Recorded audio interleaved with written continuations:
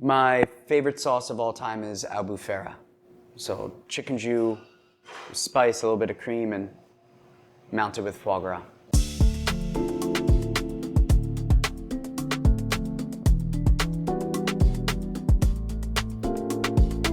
Hi, my name is Nick Bazik. I'm the chef owner here at Provenance, which is located in Society Hill in Philadelphia. We're a French tasting menu restaurant, which we have some subtle Korean influences, being that my wife is from Korea. So this restaurant's all about product. Where things come from, how they get from the farm to the restaurant, from the ocean to the space, and what's going on in between. And provenance means the origin of things. So creating a space where I can focus on getting the best possible product, treated in the most respectful way, so that I can teach my cooks how to use it properly in a way that they probably haven't seen before, is exactly what we're trying to accomplish here. This menu, which is multi-courses, it's 20 to 25 dishes, is all based off of a repertoire that I've developed over my career, experiences I've had dining out, conversations I have with my staff and with my peers. But it's all coming from a memory bank that's rooted in something that's classical. We can take liberties with what those things are, but the foundational pillars of what French cuisine is inherent within this space. And what that is to me is sauce work and sourcing. And as the name of the restaurant implies, sourcing is everything and sauce work is everything. So the philosophy is based on how do we treat the products with as much respect as we can by making sure that we get the best product, and being able to teach the people that work here also how to respect it so they can continue that tradition, because otherwise it gets lost. Otherwise there's a disconnect between just ordering something, it's showing up, cutting some chives and cooking it. There needs to be a process. Everything's about a process. We as society are so obsessed with what the product is that we forget about how important the whole thing is.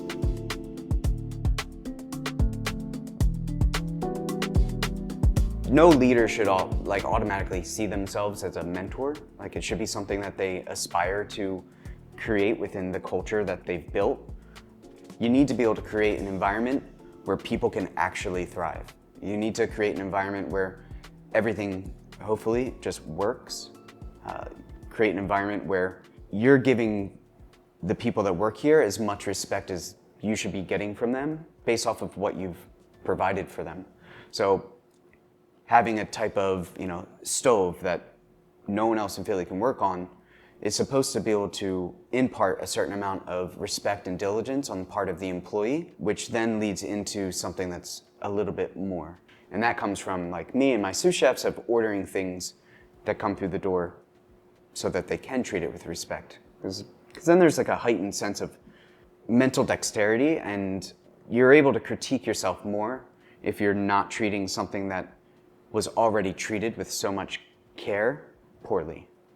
And thankfully, we have created an environment here where everyone cares.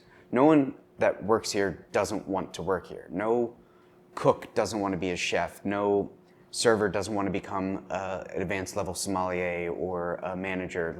Everyone's here to promote the idea of continuing great hospitality in a professional environment. So the counter achieves a number of things. But its primary focus is so that we, as the people that work here, can interact with the guests face to face. It makes the experience for the guest enhanced because it makes the servers and the cooks not feel like they're just servers and cooks.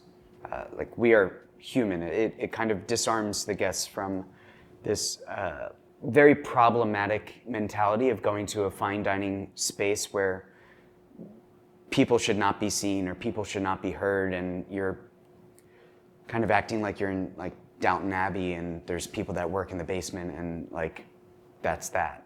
This is about connecting with the guest and showing a side of humanity that is like the basis of what hospitality should be. I want people to feel a sense of joy leaving here. I want them to feel like